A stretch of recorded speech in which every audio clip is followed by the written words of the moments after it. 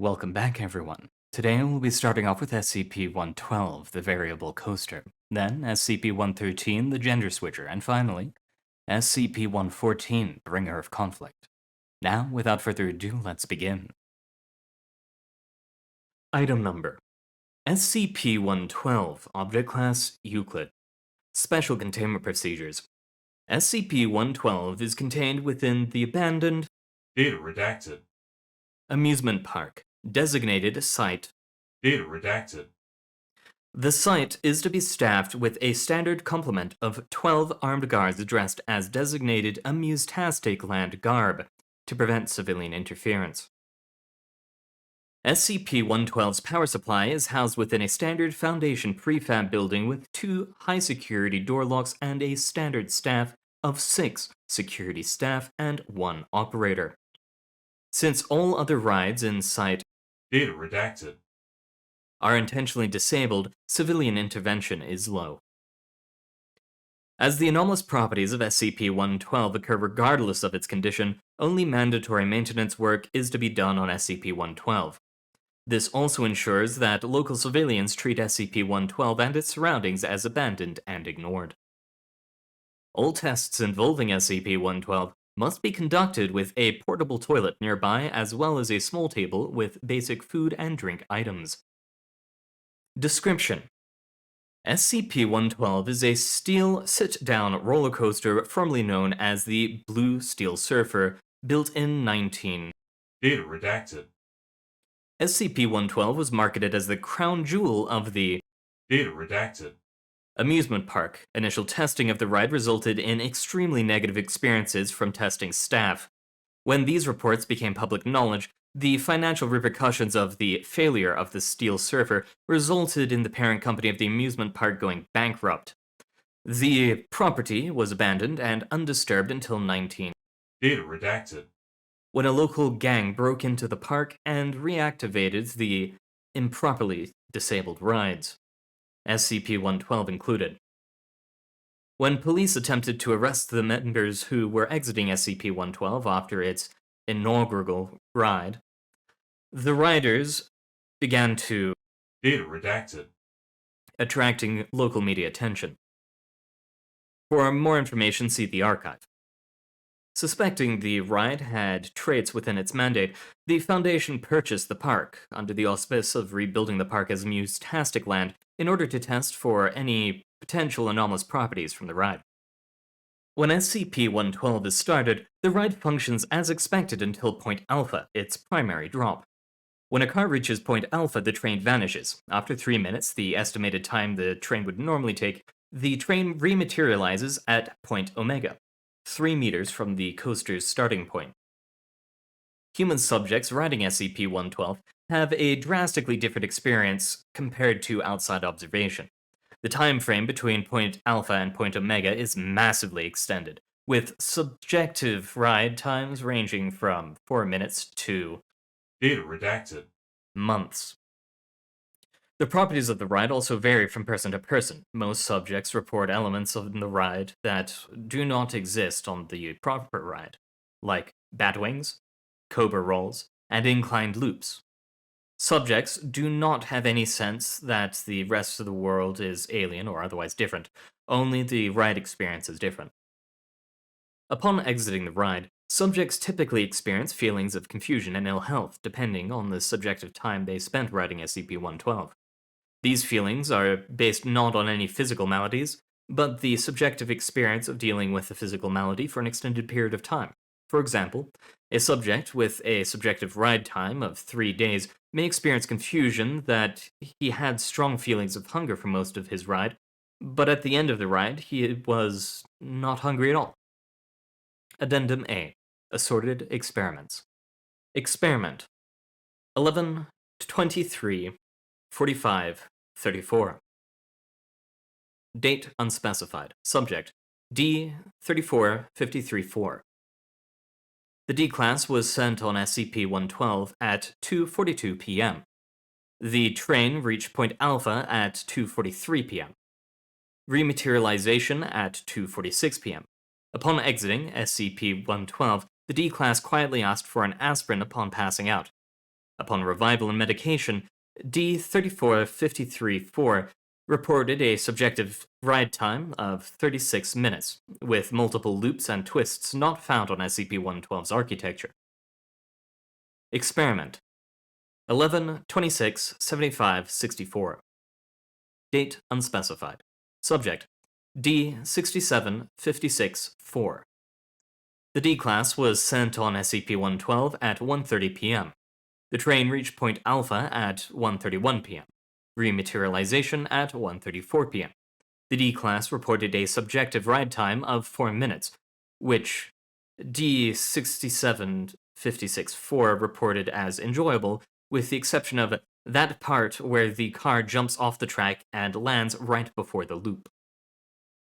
Experiment 11-25-89-3. Date unspecified. Subject D5893. The D-Class was sent on SCP-112 at 12:30 p.m. The train reached Point Alpha at 12:31 p.m. Rematerialization at 12:34 p.m.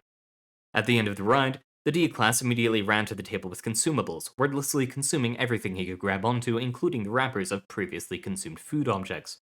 D5893 became violent when Foundation staff attempted to subdue him, even going so far as to Data redacted.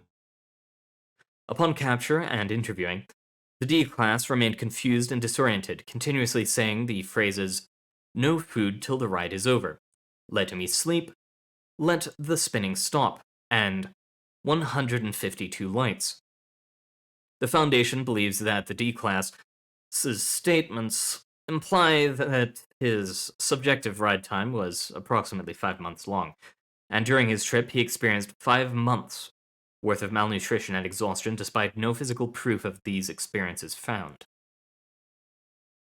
Experiment 11-27-55-6.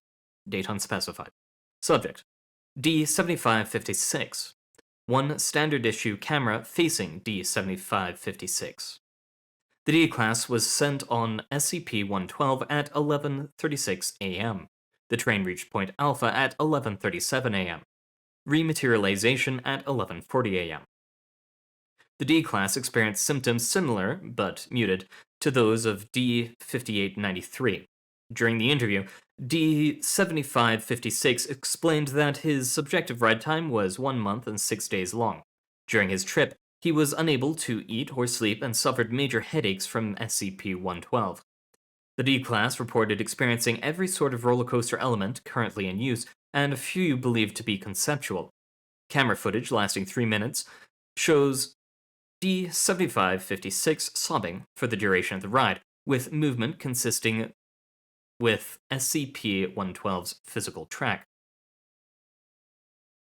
Addendum B. Rider Interviews.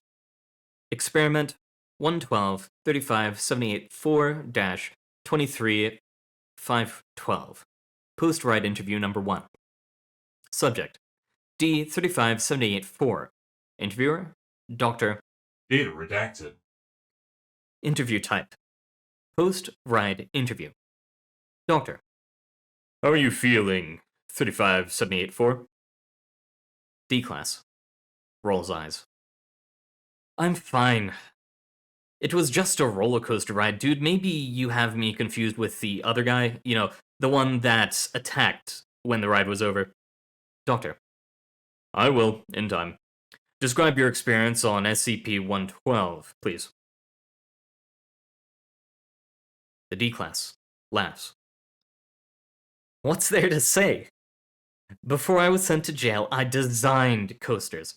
A couple minutes too long of a ride. You always gotta worry about that, but the twists that this thing has are damn good. And a few of them, I'm pretty sure I mocked up back in...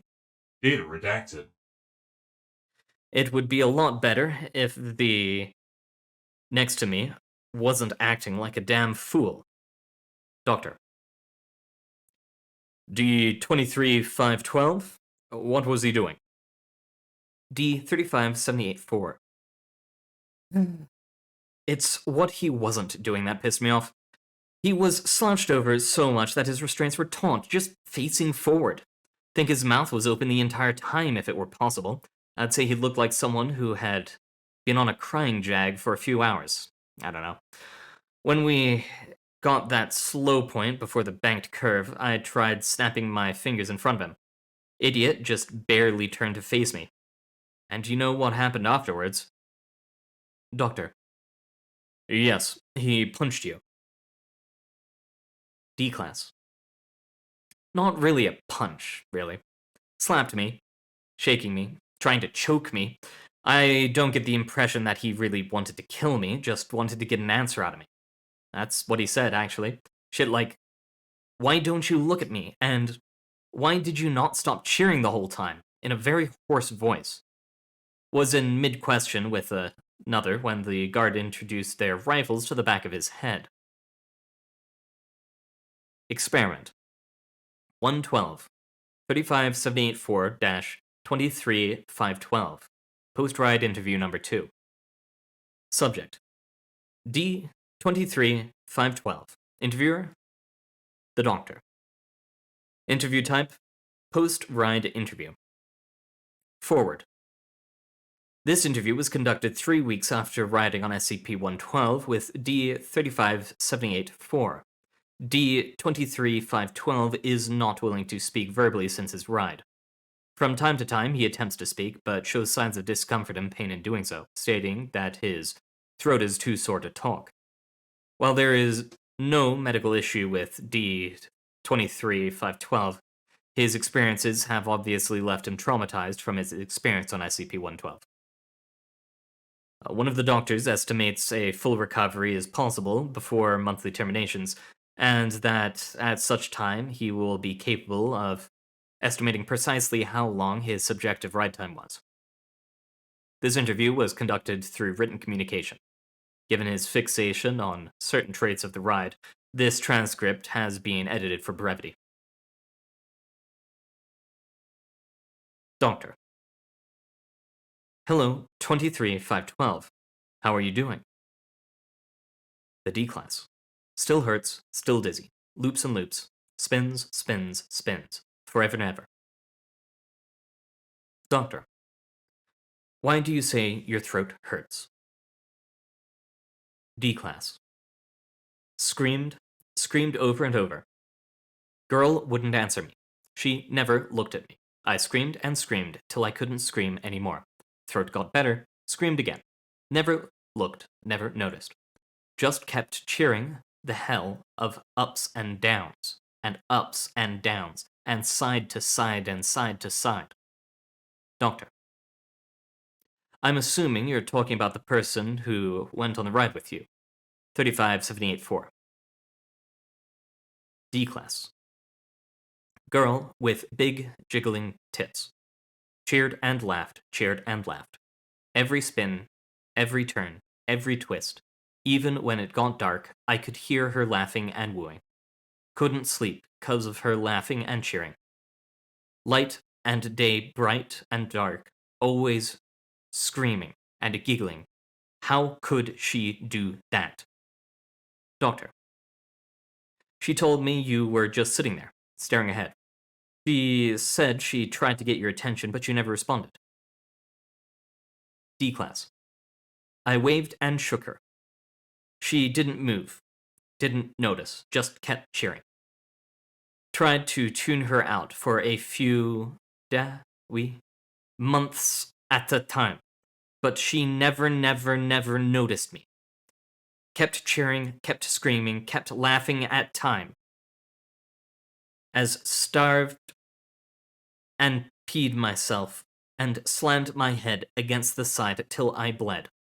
I just kept laughing and screaming through the loops and the spins and the deep dark dips that never ended, never stopped crushing. Doctor. 23512. I am trying to help you, but acting insane won't help you in the least. There was no injury to your head at the end of the ride. D-class.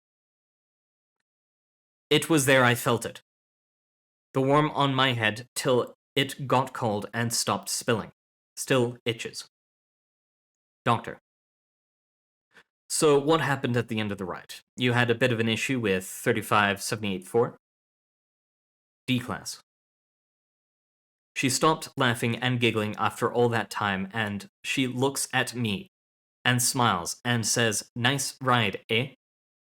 And I shook her and tried to ask her why she wouldn't stop laughing and screaming. I didn't want to hurt her, not really. Just wanted to know why. Repeats an unspecified number of times until D23512 is disabled. End of SCP. Item number: SCP-113. Object class: Safe. Special containment procedures. SCP-113 is to be kept in a standard storage at Site-23. SCP-113 may be handled with laboratory gloves. No organisms may be exposed to SCP-113 without prior approval. Personnel exposed to SCP-113 are to be kept under medical observation for 7 days. Description: SCP-113 resembles a small, polished piece of red jasper. Analysis shows that SCP-113 is not composed of jasper, but Data redacted. composition similar to that of other recovered objects. When SCP-113 comes in direct contact with the flesh of an organism possessing sex chromosomes, the organism's physical characteristics associated with gender and biological sex are transformed, including genetics and secondary sexual characteristics, either reversed or altered. This process occurs in 4 stages. Stage 1 lasts approximately 0.2 seconds. SCP-113 bonds with the cells that it touches and induces an unidentified chemical change. This process causes tissue damage similar to mild burns, and SCP-113 cannot be removed from contact with the subject until all stages are complete. Stage 2 lasts approximately 20 seconds. SCP-113 emits a low-intensity electromagnetic wave which travels through the subject's body. Subjects may experience nausea and vomiting, along with a stinging sensation throughout the body. Stage 3 lasts approximately 60 seconds. Throughout this stage, the subject's cellular makeup is temporarily transformed. Altered cell composition ranges wildly from being unidentifiable as human to a unique variety of partially differentiated stem cells. The subject will experience intense stimulation of all sensory nerves during the final 20 seconds of the stage, and describe this part of the process as extremely painful. Subjects in poor health may die of shock in this stage. At the end of this stage, the subject's biological sex is permanently altered. In standard cases, the subject's biological sex will be changed to the opposite biological sex. All primary and secondary sexual characteristics are altered accordingly. Stage 4. SCP-113 disengages from the subject and becomes inert. Subjects with sex chromosomes atypical for their species, such as intersex humans, are affected in unpredictable ways by SCP-113.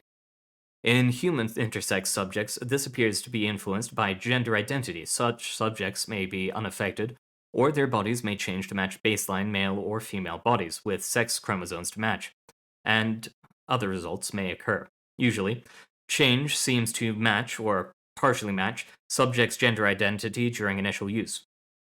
If gender identity is non-standard, whether SCP-113 alters its effect based on the presence of a non-standard gender identity is under investigation. Gender identities of human subjects is not typically altered by SCP-113. In subjects with non-standard gender identities, typically gender identities which do not match their pre-exposure biological sex, this usually results in positive psychological effects. In subjects with standard gender identities, male, female, matching pre-exposure biological sex, psychological effects are usually negative. These appear to be natural psychological reactions and not an anomalous effect of SCP-113. SCP-113 exposure results in unusual effects in certain species. In Varanus komodensis, the Komodo dragon, a number of ZWZZ individuals were transformed to possess WW chromosomes instead of ZZ or ZW, which was, in every instance, fatal. In Caenorhabdiensis elegans, a nematode, no males were produced despite C. elegans having 2 sexes, hermaphrodite and male. Male subjects became hermaphrodites, and hermaphrodite subjects were unaffected. Note: In wild populations, male C. elenungus are extremely rare. Subjects of single-sex hermaphroditic species, such as earthworms, will not be transformed by SCP-113. The object's process will stop at the second stage and the object will become inert. Previously exposed subjects may undergo SCP-113's effects again by reinitializing contact with SCP-113 after approximately 60 seconds have passed. However, in 25% of cases, immediate exposure to SCP-113 fails to transform the subject correctly. Transformation failures vary in nature, but usually include massive bone, organ, and tissue damage to the subject, as well as partial or complete obliteration of genitalia. This commonly results in death by organ trauma or internal bleeding. Failure rate can be affected by subjects not coming in contact with SCP-113 for a lengthy period of time, which varies by subject. Patterns are under research. Under normal circumstances, transformation failure rate increases exponentially upon multiple exposures. Subjects who survive rapid, repeated exposure are eventually transformed. Data redacted. Further anomalous elements continue to appear as exposure count increases. End of SCP. Item number: SCP-114, Object Class Euclid. Special Containment Procedures. SCP-114 is kept in a 10-meter cubed standard concrete humanoid containment cell at Site-17. The cell is positioned at the bottom of the 40-meter shaft to prevent staff members from coming into the proximity of SCP-114. The cell is accessible by a staircase restricted to emergency use only. Daily rations are provided to SCP-114 3 times a day by means of a dumbwaiter. SCP-114 is also permitted to submit written requests to attending staff by the same means. To date, SCP-114 has been granted 1 Quran Arabic, 1 prayer rug, and 1 blank journal with pens. Research on SCP-114 is suspended until further notice. Elimination of SCP-114 is acceptable in the event of a multiple containment breach crisis.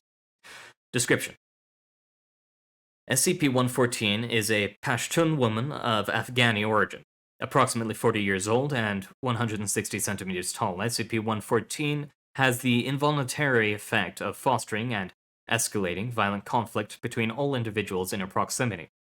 Subjects within 10 to 15 meters of SCP-114 become inconsolably aggressive at trivialities or points of little consequence, often to the degree of projecting hostile motives on others.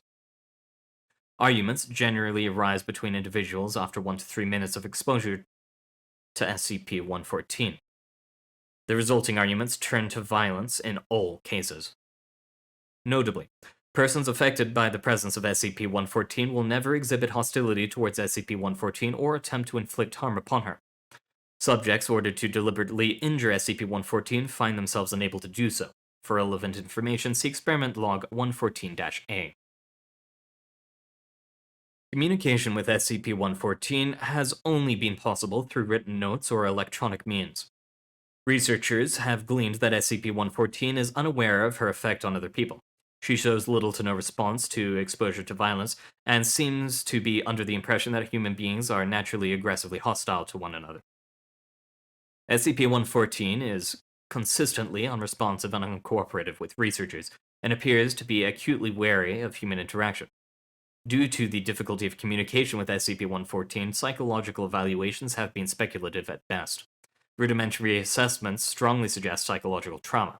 Combat stress reaction and/or compassion fatigue have been tentatively proposed. Document 114-A-898-12. Abridged eyewitness report from Data redacted. a former soldier in the 40th Red Army, interviewed March 23, 1991. Translated and transcribed by Data redacted. We took Data redacted. on February the 1st, 1980. It was a shit little village, but the Mujahideen put up a good damn fight. 8 of our men killed, 15 wounded, 1 tank destroyed. It was dead cold too. You think the Middle East is warm, but you go to the mountains in February, it is not so. Anyway, We were mopping up the area, going through the huts, looking for weapon caches in the lake. It seemed like every doorstep had some old babushka weeping and tearing at her hair and clutching her knees. But at the end of the street was one big hut, no babushka inside, only there were trays of food left out, like an offering before the door. Data redacted. Pauses for several seconds. So, 6 of us go to search. It was big and empty inside, dusty and practically bare.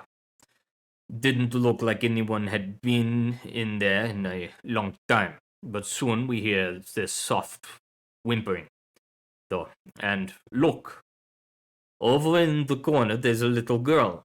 Must be 8 or 9, curled up and all alone.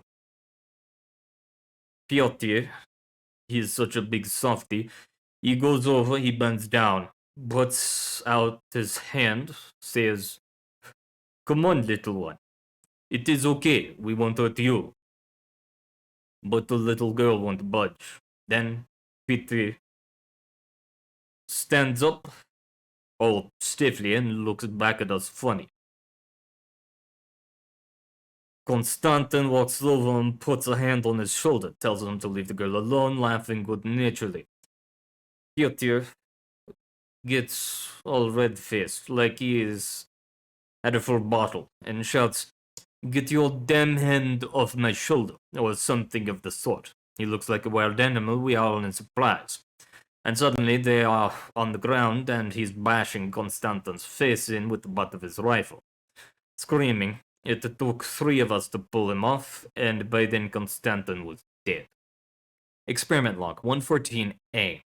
Experiments were performed between 2 unspecified dates. SCP-114 was placed in a test room with distancing protocols similar to her containment cell. Attending researchers observed through remote electronic means. Experiment 114-A-1. Procedure. Subjects D12 and D85 were placed in a test room with SCP-114. No instructions were given. Results. Subjects did not attempt to interact with SCP-114. After 75 seconds of exposure, D85 verbally requested a cigarette from D12. D12 responded with a negative.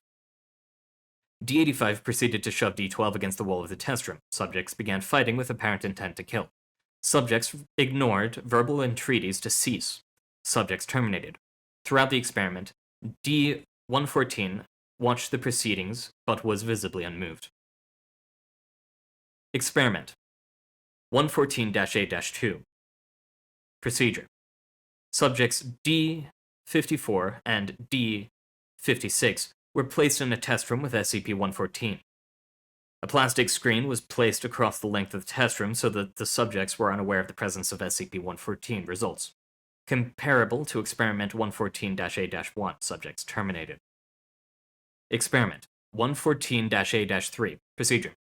Subject D10 was given a carving knife, stainless steel 15 centimeters. Subject was placed in a test room with SCP-114 with orders to kill her. Results. D10 immediately rushed at SCP-114. SCP-114 recoiled, screaming. D10 abruptly stopped at approximately half a meter from SCP-114 and dropped the knife. D10 stood still for 4 minutes, growing visibly agitated. At 5 minutes, D10 began yelling incomprehensibly and moving around the room in an unnatural ape-like fashion. After 8 minutes, D10 began banging on the walls with his head and fists. Subject was rendered unconscious. Subject terminated. Experiment 114-A-4. Procedure. Subject D43 was placed in a test room with SCP-114 with orders to remain still. After 4 hours, subject was forcibly removed from the room by robotic means. Results. Subject showed signs of aggression and agitation comparable to Experiment 114-A-3. Heart rate was recorded at 210 beats per minute. Blood tests revealed levels of cortisol and adrenaline impossible without the application of drugs. Subject returned to a normal physical and mental state after approximately 15 hours. Experiment 114-A-5. Procedure. Subject D72, a native Afghan, was administered a dilute mixture of mild sedatives, antidepressants, tetradricannabinol, alpha blockers, and beta blockers intravenously. Subject was placed in the test room with SCP-114 and ordered to attempt normal conversation. Results. D72 addressed SCP-114. SCP-114 maintained eye contact with D-72 but did not respond.